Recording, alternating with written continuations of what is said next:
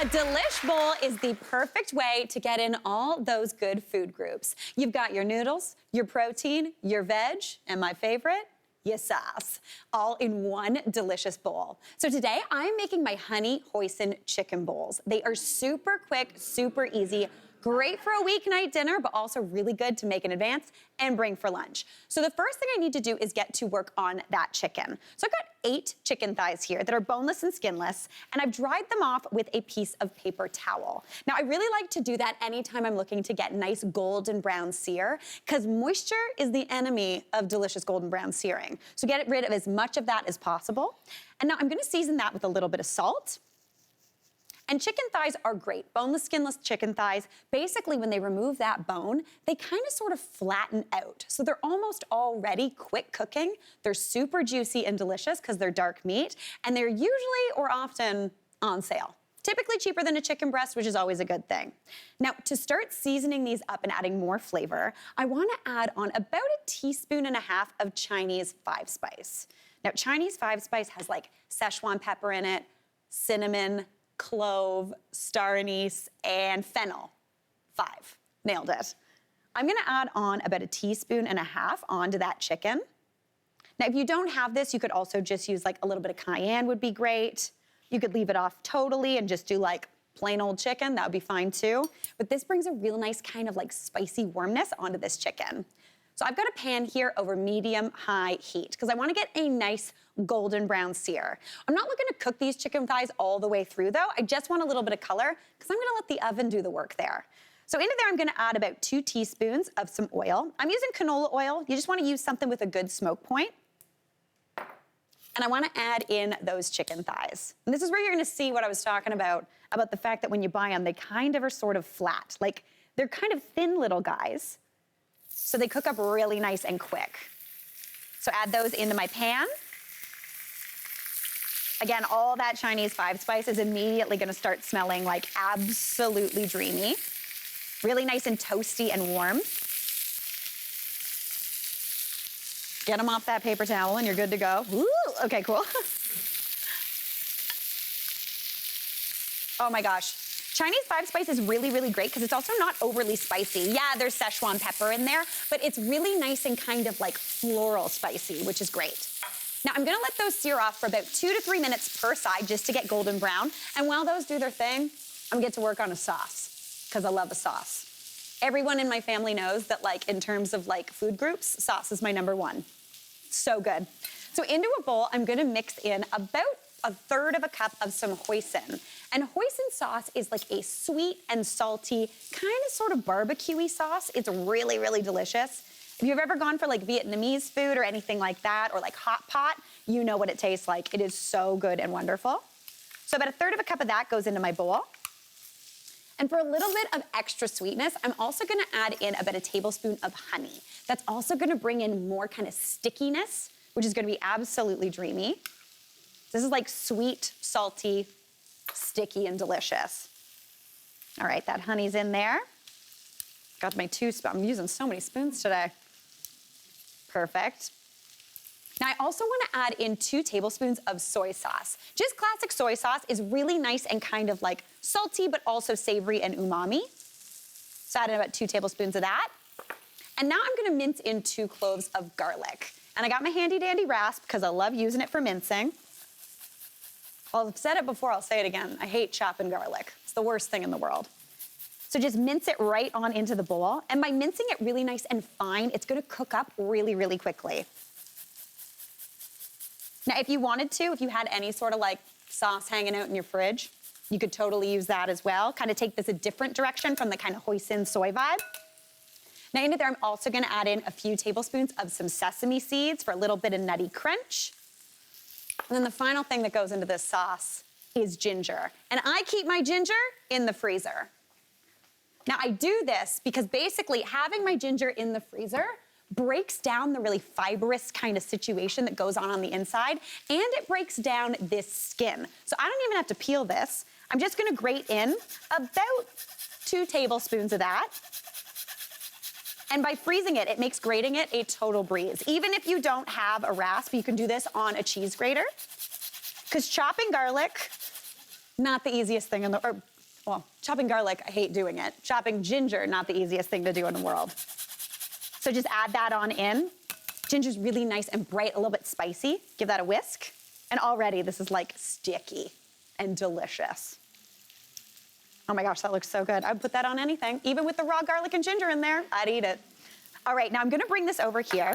Typically, I would cook this chicken and sear it on the other side as well, but I'm just gonna transfer this beautiful golden brown chicken onto a sheet pan. And this is one of my favorite things to do. I start it in a pan, which gets that cooking process started, makes it really nice and golden, gives you a bit of color and a bit of flavor, and then I just finish it in the oven, because then that thing's doing all the work, and I don't really even have to pay attention to anything. So just get that onto that pan, add on some of that delicious sauce onto each one, like dreamy. That like honey in there is like nice and sticky already. And as this cooks down, it gets even stickier and more delicious. So just glaze that on up. Then, just gonna pop some noodles into some boiling water. I'm just using some, oh, that was fun. Ooh. I'm just using some instant kind of like ramen type noodles. You could also use rice noodles. Even any sort of pasta or soba would be great. I'm gonna let those cook, and I'm gonna finish these chicken thighs in my 375 oven for about 15 to 18 minutes or until they're cooked through. This chicken is done, and it looks so good, and it smells amazing. All of that sauce is cooked down and is nice and sticky, so I'm just gonna set that aside to rest. Because anytime you're working with chicken, you wanna give it a second to let those juices redistribute and get nice and juicy and stay in there. So while that's doing its thing, I'm gonna get to work on those veg.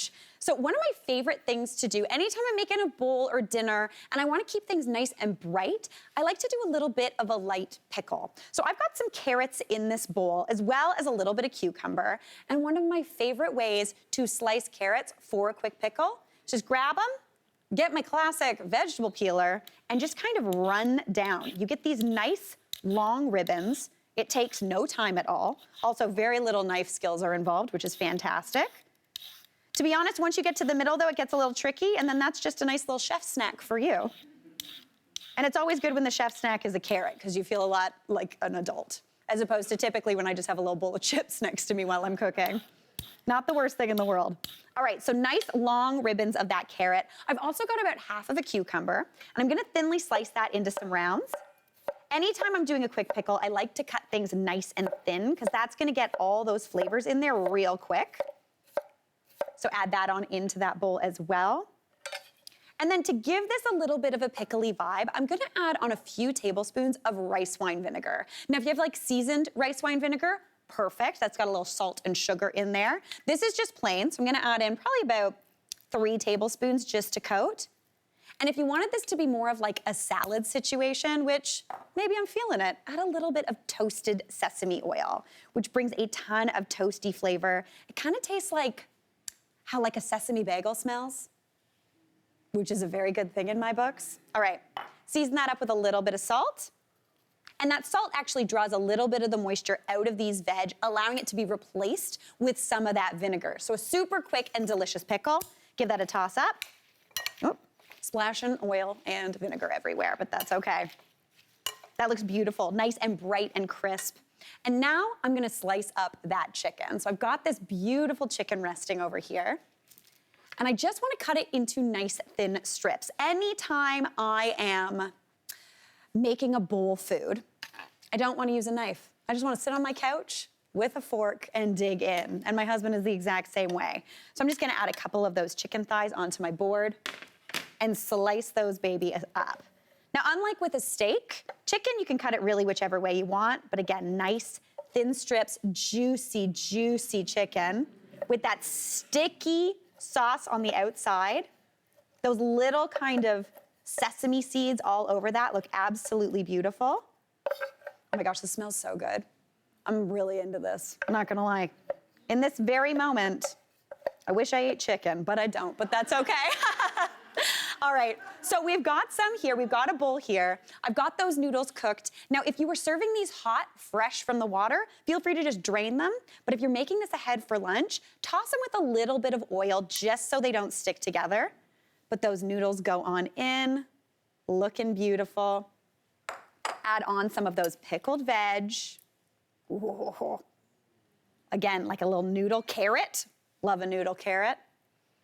Top that with some of that amazing chicken right on top. And then toss on a little bit of a garnish. I've got some sliced green onions just on both. A little bit of some peanut action for some crunch. You could also do some sesame seeds. And then if you're a fan, some fresh cilantro. If you're not a fan, don't worry, that's fine. You could use Thai basil would be great. You could also just leave it off and just stick with those green onions. But that to me looks like one delicious couch dinner. Total dream. Now, fun fact, I've got that chicken one here that I just built, but right here, this is tofu. This whole recipe works absolutely perfectly using tofu. Just grab a block of extra firm, cook it the exact same way, and you'll make every Mary Berg in your life very happy. So I'm gonna give this a taste. Oh my God, savory, salty, a little bit sweet. I'm gonna keep digging in. Hey, Mary here. What did you think? Drop your comments below and don't forget to like and subscribe for more of the good stuff.